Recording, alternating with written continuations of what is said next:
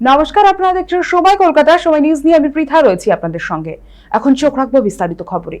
ভোটের দিনক্ষণ ঘোষণা হতেই মাঠে নেমে পড়লো ইডি। এবার শিলিগুড়িতে এক স্বর্ণ ব্যবসায়ীর বাড়িতে হানা দিল ইডি। সোমবার সকালে শিলিগুড়ির 15 নম্বর ওয়ার্ডের ক্ষুদিরাম পল্লী এলাকায় স্বর্ণ ব্যবসায়ী স্বপন ঘোষের বাড়িতে পৌঁছয় ইডির আধিকারিকরা। এই মুহূর্তে আমাদের সাথে ফোন লাইনে রয়েছেন আমাদের প্রতিনিধি সানি রায়। সানি, এর আগে আমরা দেখেছি রাজ্যে বিভিন্ন সময়ে বিভিন্ন জায়গায় ইডি হানা দিয়েছে, আর এই মুহূর্তে দাঁড়িয়ে শিলিগুড়িতে একেবারে স্বর্ণ ব্যবসায়ীর বাড়িতে হানা। কি কারণে এই হানা, কি জন্য, কি জানতে পারছো? বিস্তারিত যদি জানাও।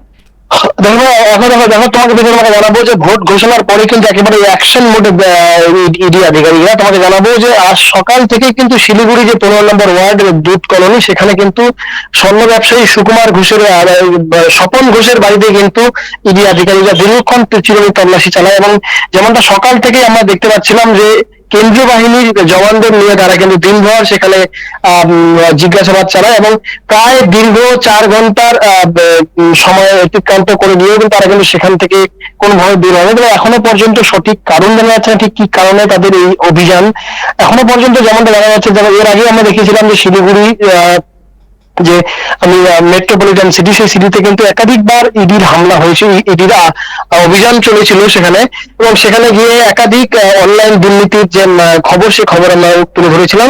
তবে এবার এই স্বর্ণ ব্যবসায়ীর বাড়িতে ঠিক কি কারণে এই ইডির এই অভিযান এখনো পর্যন্ত স্পষ্ট নয়।